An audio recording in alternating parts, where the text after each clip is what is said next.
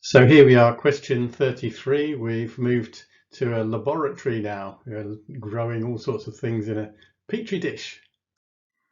So the biologist in question could well have been Julius Petri, the German biologist who gave his name to the petri dish in the first place. So part A of this question is asking us how many bacteria were in the dish initially. That's when t equals 0. When we put t equals 0 into the formula, we get n equals 3,500 times 1 over 3 plus 1, which is 875. So for part B, we're looking at half an hour, so t is 30. So when t is 30, n is 2,000. So we put those values into our equation for n, and we get this.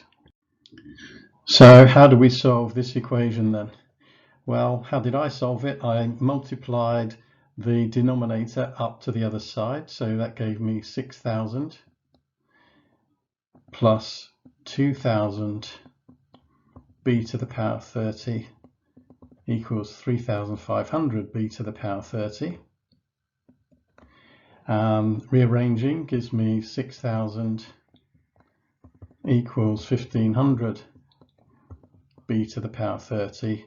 So 4 is equal to b to the power 30. Now it's possible at this stage to use logarithms, but that might be a little bit more than we need to do, because in fact b is just 4 to the power 1 over 30. And when you put that into a calculator, so we get b equals 1.0473.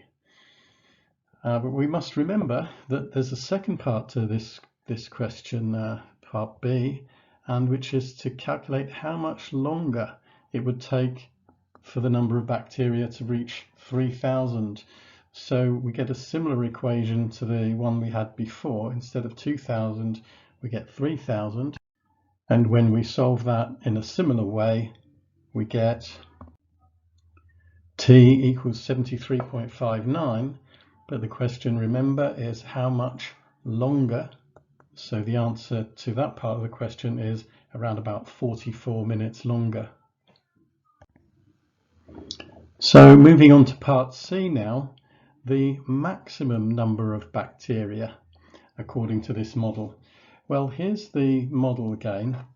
As we get larger and larger values of t, the numerator gets larger and larger, but so does the denominator. So we've got a large number divided by a large number, which is a bit of a tricky thing to do. So we're going to apply a little bit of mathematical wizardry to rearrange or restate n. So we restate n by multiplying the top and the bottom by b to the power minus t.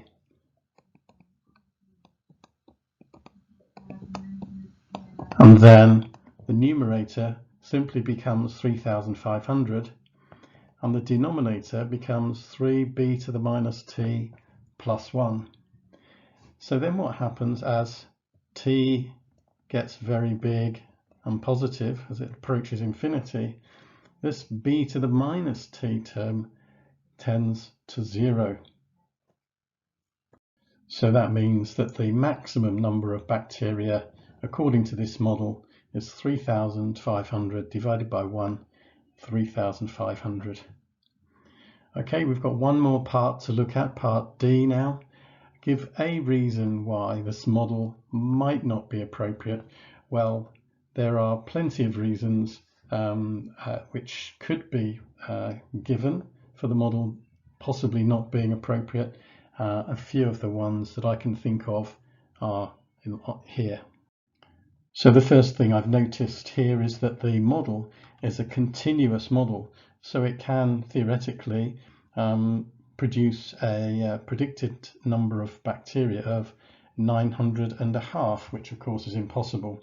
So the number of bacteria is discrete, but the model is continuous. So we've got a fundamental difference there, although that's probably not going to make much of a difference in any of our conclusions. The model relies on fairly accurate counting. Now that would be possible if, let's say, a detailed photograph was taken at the precise start and then at the moments later on, and then the counting being done later. So that could be a possible inaccuracy, but could be eliminated. But then there are all sorts of other possibilities. The temperature in the laboratory might change, the thickness of the growing medium in the petri dish might vary across the depth of the petri dish, and the petri dish itself might vary in depth as well. So a number of different possible answers there. Hopefully you got most, if not all, of those answers correct, and I hope I haven't made any mistakes. If you did, well done.